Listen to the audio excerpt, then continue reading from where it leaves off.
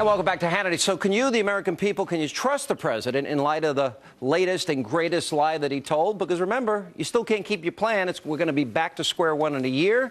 And why should anyone believe him now? We bring back our studio audience. Judith Miller, good to see you. How are you? Nice to see you, Sean. We agree on foreign policy. We're almost lockstep in terms of national defense, national security, and these issues. But we often separate on these issues. Where do you stand with the credibility crisis of a president that's not telling the American people the truth? Well, I'm not going to use the word lie, unlike most of the people in this room, because I wasn't inside President Obama's head. I don't know what he was told. I don't know what his aides assured him about the 9 million people who were in jeopardy of losing their plans. And but I read about it in the newspaper, like everything else that he... When we start talking using that kind of language, whether it's for President Bush or President Obama, we debase our political discourse, and we've cast aspersions on the intentions of someone who's trying to do a good job for the country. You say we debase it, but are we but wait a minute.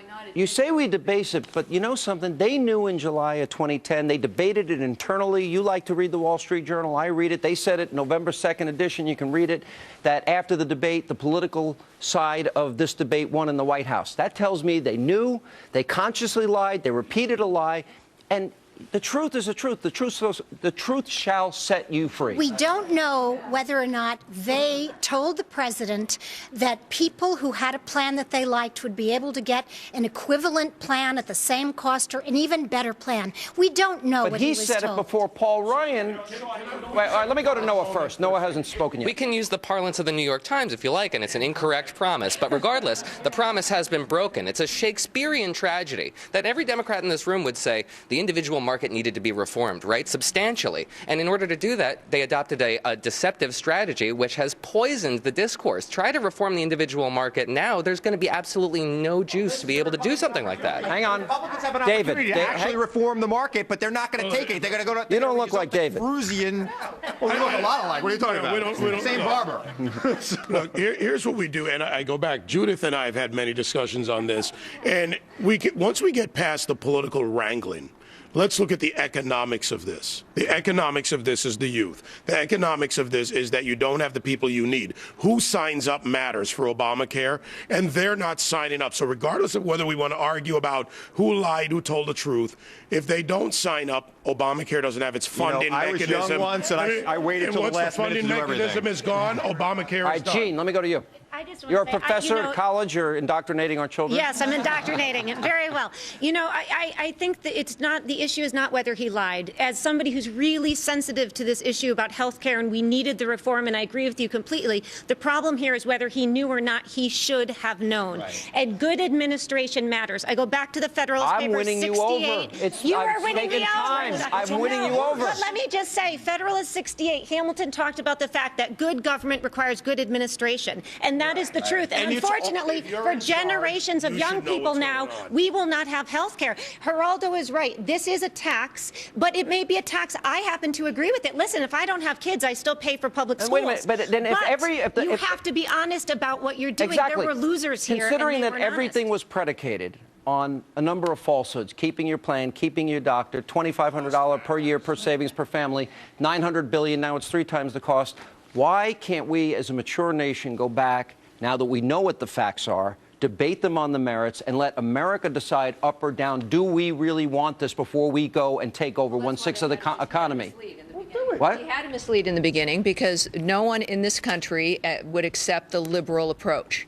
And in order to get it done to where you could not reverse it, they had to misrepresent it to get it done. You're right. And right. This is why liberalism always fails, because it's predicated on a lie. All right, let me go to Ainsley. Hold on. We've got the one objective, fair, balanced person in the room, Ainsley Earhart. I am the journalist on the panel. I will not give my opinion. I did read an interesting article that Chad Pergram, our senior producer on Capitol Hill, wrote, and he basically said what's done is done. The problem is not you can't get on the website anymore, that your premiums are going up, or that you were kicked off your health plan. The problem is that the GOP and the Democrats are against each other, and they really need to focus on working together, because on March 23rd, 2010, when this was passed, when President Obama signed the bill, the Democrats were jumping for joy. It was passed. The GOP was not in support of this at all. And now here we are, the GOP saying, I told you so, I told you so, I told you so. so. No one's working together. And who's hurt by this? It's the American people. Let me go to Michael, the Weekly Standard. Michael, I'm as a conservative,